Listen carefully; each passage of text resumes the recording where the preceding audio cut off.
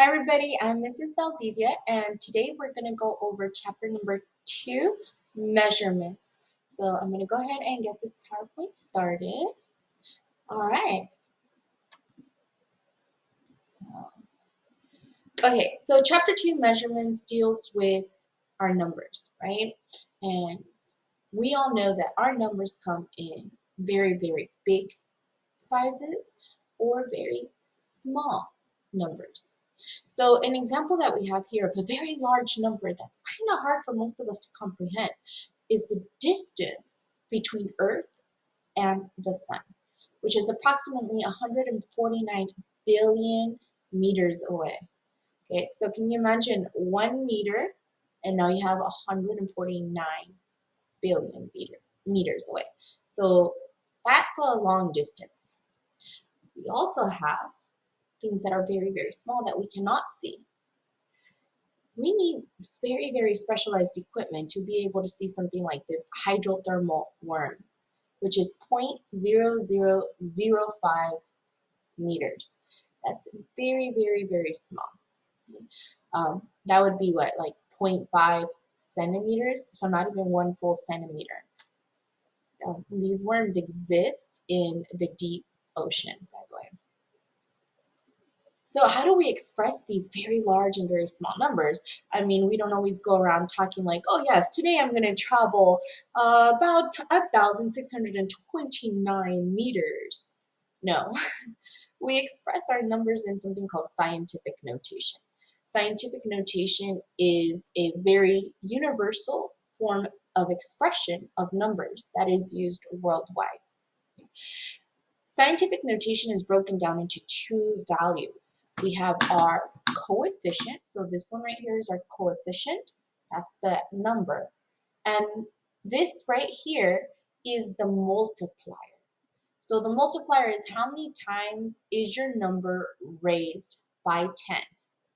Okay. Now, if it's negative, it means it's actually divided by 10. If it's a positive number, it means this number is multiplied by 10. So in this case, 2.14 is divided by 10 3 times. It means it's a small number. Okay. Coefficient, multiplier. All right.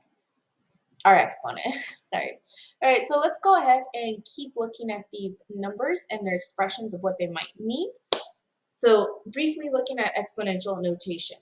If we begin with our base 10 to the 0 power. So by definition, any number raised to the 0 power, like this one, is equal to 1. One more time. Any number raised to the 0 power is equal to 1. If we begin to raise these numbers, see 1, 2, 3. So if our exponents continue to raise, you're simply going to multiply your number by 10. So 10 to the 1 is just 10. Now we have 10 to the 2. So what's going to be 10 to the 2? 100. 10 to the 3, 1,000. Okay? So our numbers keep getting increasingly bigger. 10 times 10 times 10.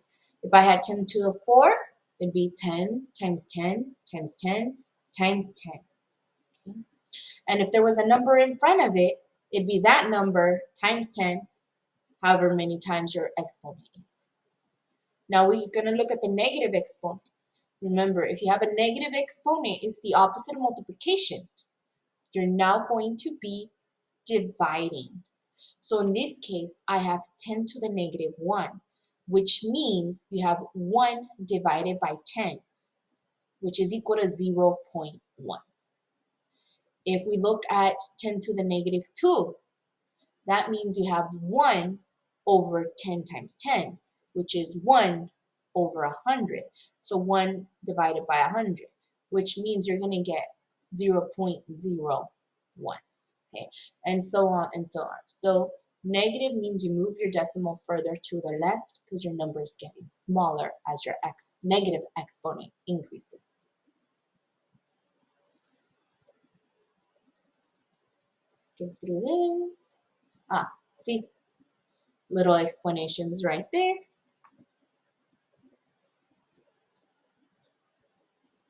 Okay, so we're going to look at the exponents with a series of numbers expressed in front of them. So the first one is 5.1 times 10 to the 0. It just means 5.1. Remember, anything raised to the 0 power just means 1. So 5.1 times 1 is equal to 5.1.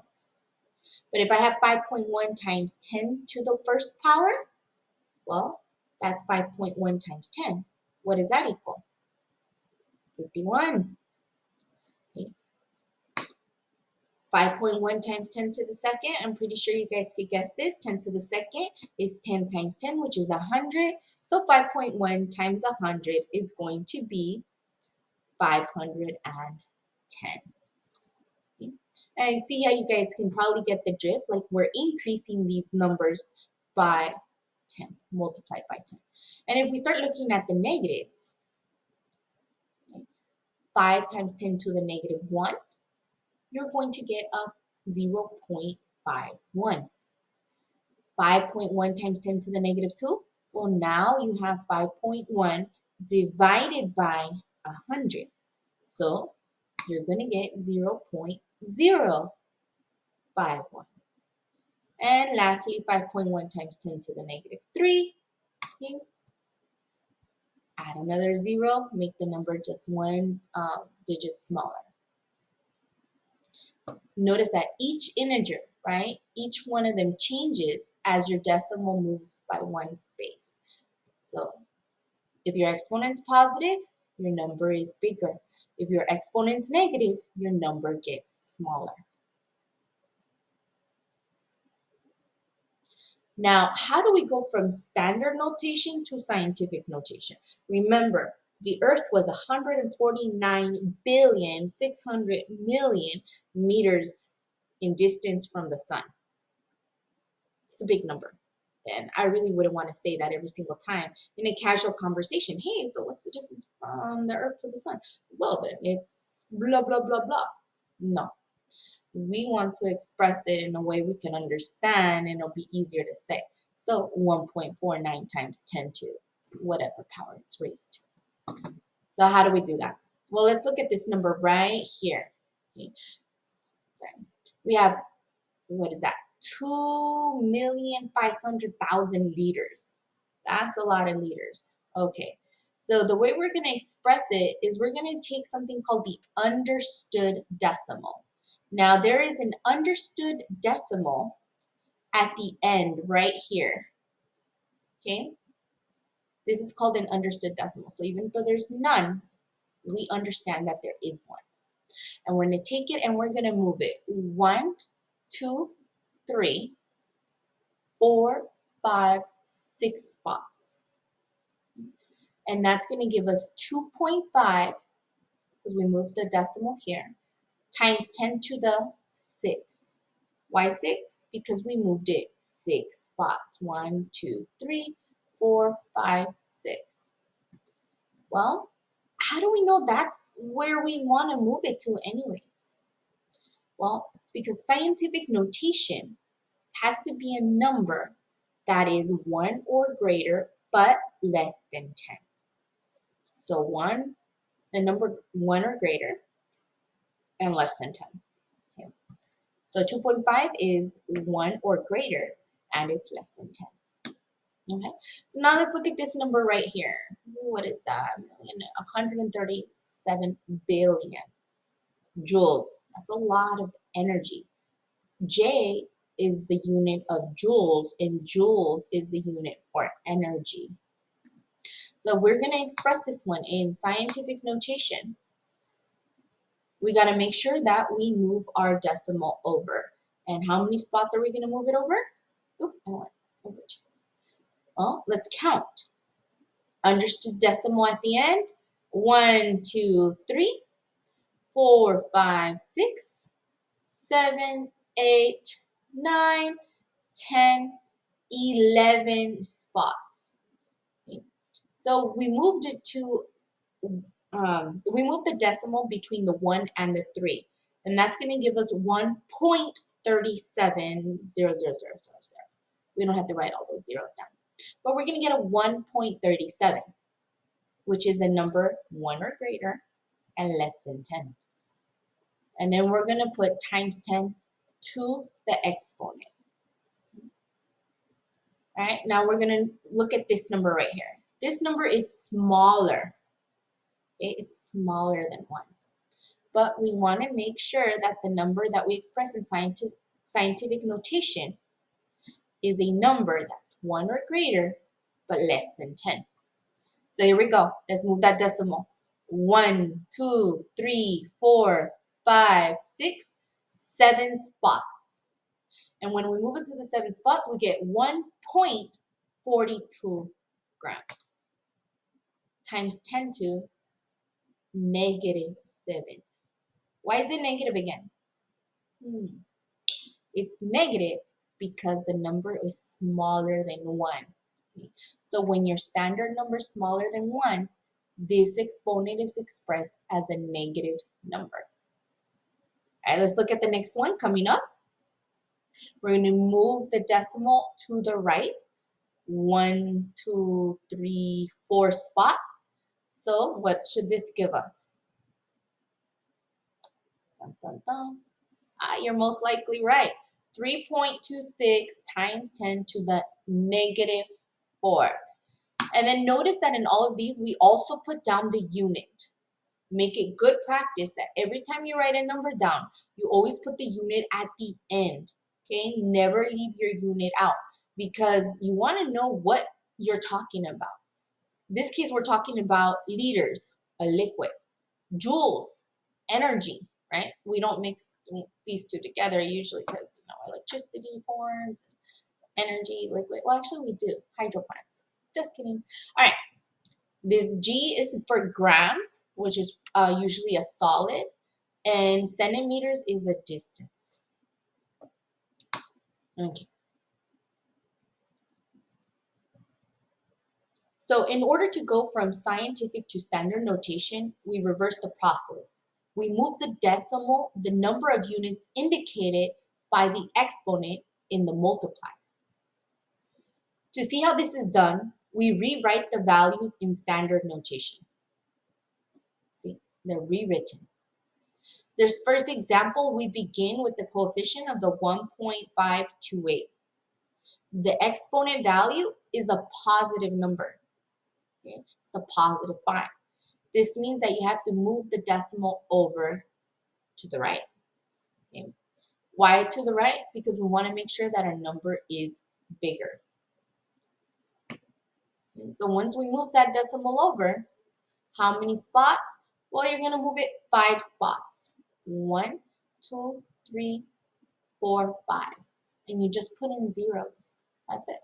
Add zeros for those empty spots and you get your new number, 152,800 kilograms. All right, let's try the next one. We have a positive exponent, so we're going to move it to the right. All right, you're positive, we're going to move all your stuff to the right. Okay. How many times? Well, 7 times. So 1, 2, that's all. No, now we're going to add zeros. 1, 2, 3, 4, 5, 6, 7. Fill it in with zeros. Rewrite your number so it's expressed nicely because this right here is considered scratch work. This is your draft, right? We don't turn anything looking in like a draft. We always polish our work and include our units. Okay, now we're going to go with a negative exponent. So from scientific back to standard. With this time, we're going to move the decimal over to the left. To the left, to the left. Everything you own in a box to the left. All right, we're moving it to the left because it's a negative number and we don't want none of that negativity in with us, right? Hopefully you remember that song and you remember it with this, to the left, negative to the left, right? And how many times? 5 times. 1, 2, 3, 4, 5. We're going to put that decimal at the end of that 0 and write the unit. Okay, same thing here. We're going to move this 3 times. So to the left. 1, 2, 3. Perfect. All right. So calculations involving scientific notation. So now we're going to calculate some numbers. Okay. So when solving common problems that we have, like example, some multiplication, you need to multiply and divide the numbers using scientific notation. So most of the time you do it with the calculator, but it's a good thing to understand how to do it without a calculator. Let's see if I can use a pen here. Okay, so in order to multiply these together, let's see our exponents. Ooh, the pen works, yes. Okay, so we have the 3.1 and the 2.0. Take your 3.1 and multiply it by your 2.0, and you're going to get something. I don't know what, 6 point something. And then you have your exponents. Well, how do you deal with an exponent? I love this part. So when you have exponents that you're multiplying together, like 10 to the m times 10 to the n, that's the same as saying 10 to the m plus n. Okay, so we're going to multiply those two, add these together, and we're going to get 10 to the 4 plus 2, which is going to be 10 to the 6. So here approximately we have 6.2 times 10 to the 6th power. So we multiply your coefficients, you add your exponents together, 6.2 times 10 to the 6th. So if you guys remember this little trick here, and if someday your computer or your calculator goes bad or something like that, you'll be able to do your math very, very simply. Okay, let's go ahead and look at division. So we just did multiplication. Remember 10 to the m. Let's see if I can write this here out of the way of our slides. Times 10 to the n is equal to 10 to the m plus n. All right. The next one is going to be division. Oh, it erased. Oh well. All right, so the next one is division. So now you notice that we have these being divided. So our coefficients are going to get divided. And we have our exponents. What are we going to do with those? Well, let's think about this. When we multiplied them, the exponents together, we actually ended up adding them. So if we're going to divide them, we're going to do the opposite. So that means we're going to subtract. So let's write this in terms you could understand. 10 to the m divided by 10 to the n is the same as 10 to the m minus n. Okay, what does that mean using these numbers? Well, that means this. 10 to the 7 divided by 10 to the third is the same as 10 to the 7 minus 3, which is equal to 10 to the 4th power. Okay. So you have your 8.4 divided by 2, 10 to the 4th power. So what is that going to be? That is going to be 4.2. Hopefully I'm doing my math correctly. Times 10 to the 4th power. Right, so let's double check our work. We're going to divide our coefficients, subtract our exponents. We end up with 4.2 times 10 to the 4th power. Okay, so those two equations I wrote, okay, the one on the previous slide, if you didn't get it, go ahead and rewind the video and copy it down. That one and this one are very important to remember because they will make your math life a lot easier. Okay. So some more calculations. What if in this case, you're going to multiply 2.5 times 10 to the fourth and 6 times 10 to the eighth. So when you multiply these coefficients and you add the exponents, it's going to give you a number that's not as simple as the other ones we have. It's giving you 15 times 10 to the 12th. Well, the number is mathematically correct, but it's incorrectly written. Do you guys know why it's incorrectly written? Here we go. It's expressed as 15. And what did I say in my previous slides? Scientific notation must be a number that's 1 or greater, but less than 10. 1 or greater, but less than 10. Okay? So what do I do? Oh my goodness. Super, super easy. You're just going to move the decimal 1 point over to the left. Move it over, right? This decimal is going to get moved there. So 1 over to the left. And then that means you're going to increase your exponent, right, by 1. So now you have 1.5 times 10 to the 13th. Okay. Why the 13th? Because 15 is a number greater than 1. And what we did is we are now expressing 15 as a smaller number. And to make up for that power of 10, we placed it here. Okay.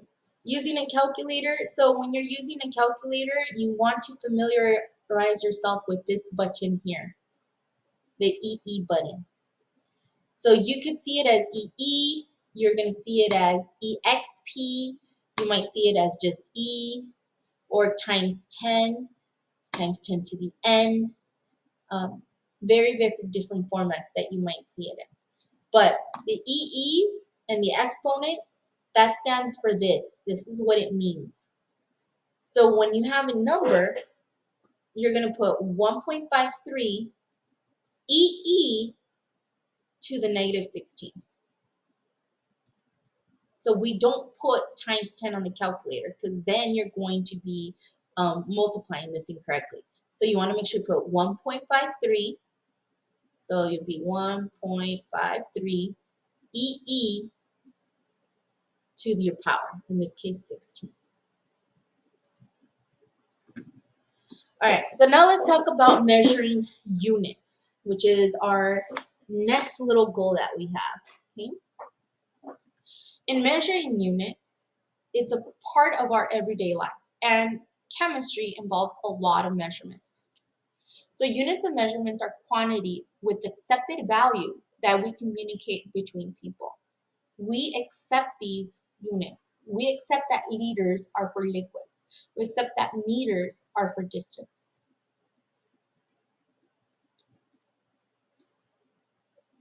So we know we encounter many different types of units. For example, how much longer till we get to our destination, right? What is the, I'm lost for words, the downloading rate for these computers. So how fast is it downloading? How much per, how much time? So in this case, it's 373 kilobytes per second. Okay.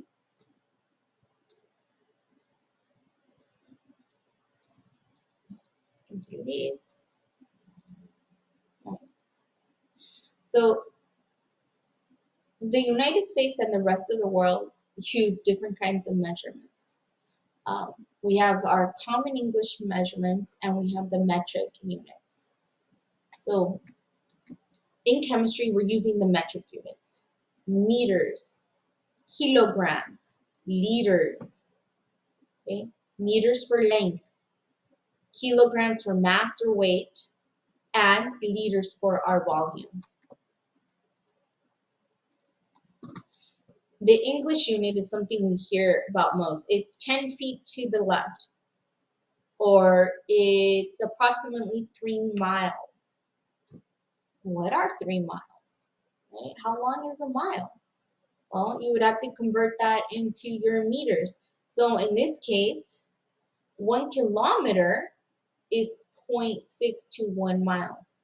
So if I say I have 1 kilometer distance, that is less than 1 mile, just a little bit over half a mile. So 2 kilometers would be a little bit over a mile. So just keep your units in mind, whether it's metric or English, and always report everything in metric unless otherwise stated to do so in your problem. Okay.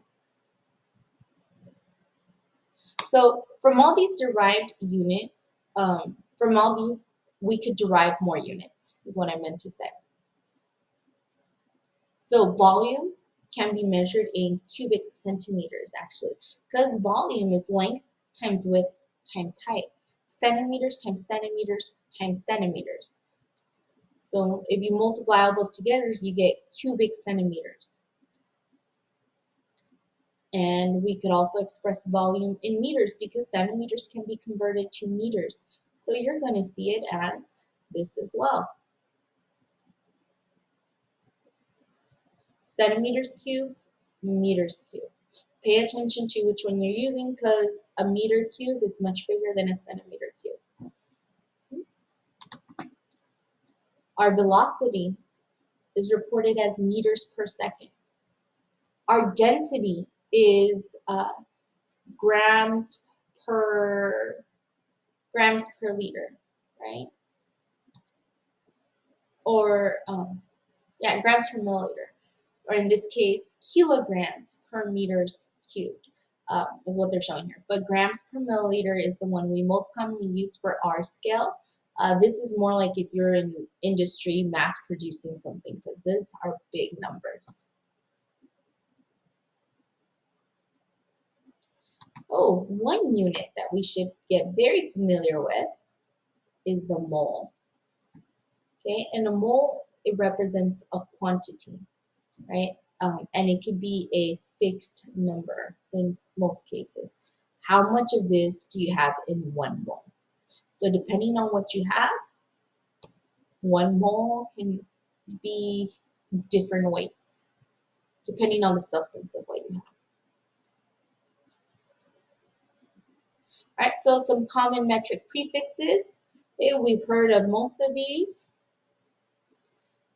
Teras, gigas, megas, megamillions, kilos, decis, centis, milli, micro, nano, and pico. So these are all of their values. You'll see that a giga is much bigger than a mega, and a mega is much bigger than a kilo, right? Right here in between, that's our base unit. So our base unit goes right there somewhere. Oh, that looks awful. The base unit is just the 10 to the 0, which is equal to 1.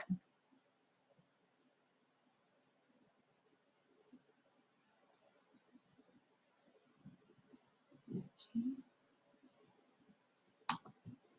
So, how many meters in a kilometer? How many, I forgot how to pronounce that word. Amperes. How many amperes in a mega ampere? And how many milligrams are in a gram? So you can go back and look at these if you like, or I mean, you could simply look here. A kilo is 10 to the third. So if a kilo represents 10 to the third, how many meters are there?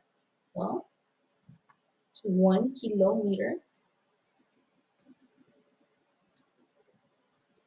is equal to 1 times 10 to the third meters.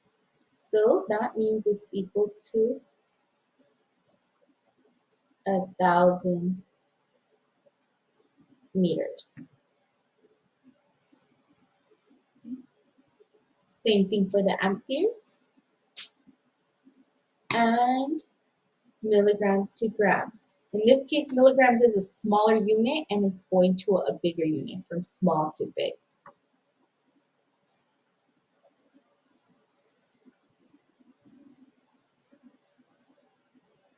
All right, So we commonly describe our measurements in terms of accuracy and precise. How accurate is something and how precise is it? Okay. So precision refers to how finely measurements are made, right? Or how close a group of measurements are to each other. Precision, you could say precision is like the dog on the scale. The balance measures within 0.0001 grams. So the animal scale is precise. Now let's look at this scale. This is called an analytical balance. And the reason it's called an analytical balance is because it's very accurate. Very accurate. So accuracy refers to the reliability of measurements. Right? How reliable is that the instrument you're using? So everything has to be exactly the same for a series of measurements that you're taking. And that reflects the true value of whatever it is that you're measuring or testing out. Okay. So let's take a look at this. So the first one, we have accuracy and precision. Second one, we have precision, but they're not accurate. In order to be accurate, they needed to hit the center. Third one, you have accuracy, but you don't have precision. And finally, the last one, you do not have precision and you do not have accuracy. All right, we're going to look at measuring liquids now. In this case, we have two containers. You have a beaker and a graduated cylinder. So you could say that both of these objects are used to measure liquids. So from the picture itself, you could see that this has less than 50 milliliters of liquid. The line is right underneath it. And from this one, what do we have? 15, 16, 17, this one's 18. So it's right underneath the 18, so this is like 17 point something. I would say 17.7, maybe, not quite sure. So these ones right here are reliability and measurements. Here we would say, oh, we have approximately, let's say, 34 milliliters. This is approximate. And this one I'm going to say I have exactly 17.7 milliliters. 1 second. Rub my eyes here. I'm getting tired.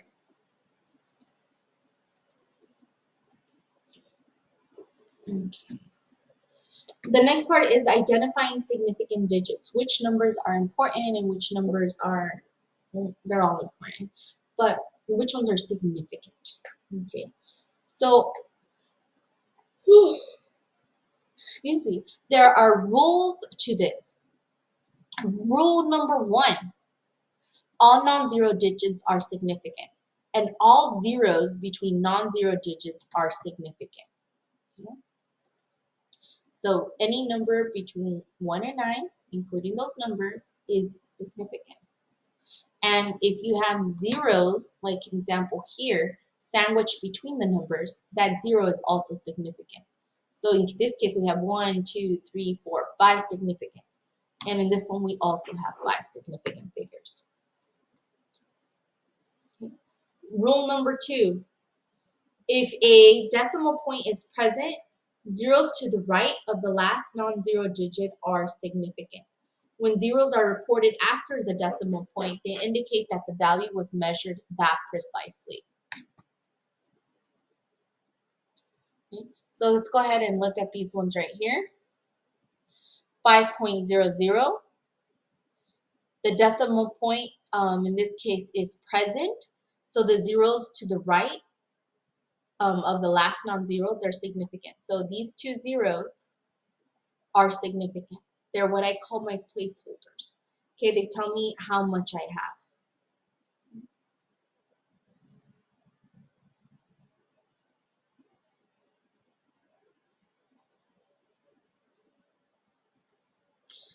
Now, The next rule to think about, rule number 3, zeros to the left of the non-zero numbers are never significant. They don't mean anything, okay? These are bench warmers right here. So in this case, we only have 2 significant figures, the 1 and the 2. Same thing for the next one, only 2 significant figures.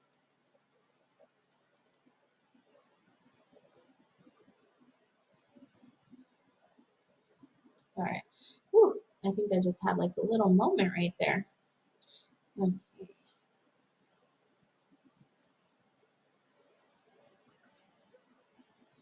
So, okay, let's go ahead and identify. If there's no decimal point present, zeros to the right of the last non-zero may or may not be significant. So if we're looking at this number, we have 1 what? Well, I don't know. So 10 million, we could say we have approximately 10 million, okay? But does it mean exactly that? Most likely it doesn't. So how closely has it been rounded? So it costs between 9 million to 11 million. Okay, well, what's the number price? What are you getting with that? Okay. Or is the cost plus or minus 1,000, meaning it is between 9,909,000? All right, you get what I mean. This tells us that we are not that accurate.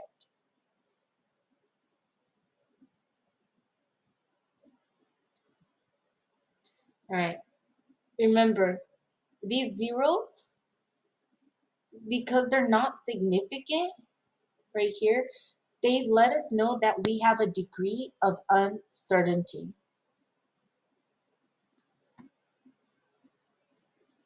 Okay. Now, in this example, we're assured that the first 3 are significant. Why? We're just assuming.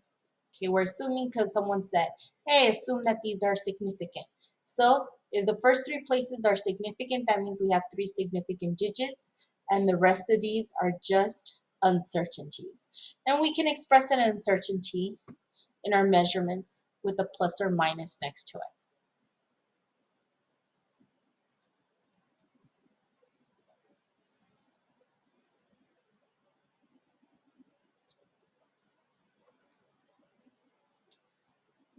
Feel free to copy that down. You can pause this now and copy the little summary down.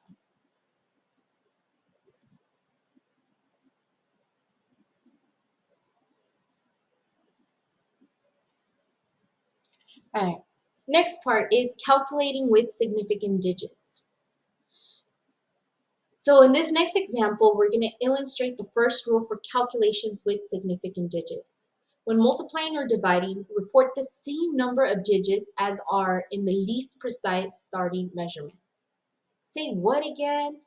Okay, let's look at this example. A vehicle travels this many miles in a span of these many hours. What is the average speed in miles per hour? So we're going to take miles and divide it by the hours in this case. Our number of miles comes in 1, 2, 3, 4 significant digits. So this has 4 significant digits. Our number of hours comes in 1, 2 significant digits. So when we express our answer, we're going to express it in 2 significant digits. That way, we keep all uncertainty out of our calculation.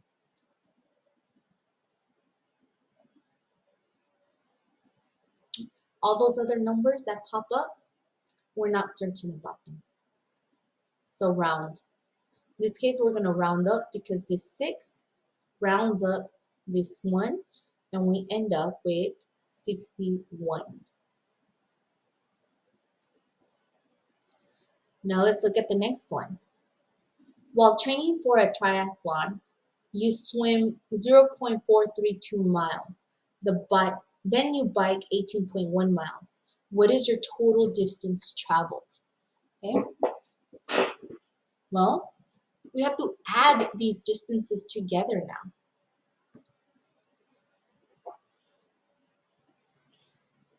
So when we're adding together, we also have to look at the numbers after the decimal. Okay. When we're looking at these ones, okay, we're going to add these two up and we're going to say, oh, this is what I traveled. Well, are we really that accurate? No, you're only as accurate as your least precise measurement. So in this case, your least precise measurement is the one that goes to 0.1. So you're going to drop these two places right there. You're only going to express your answer one place after the decimal.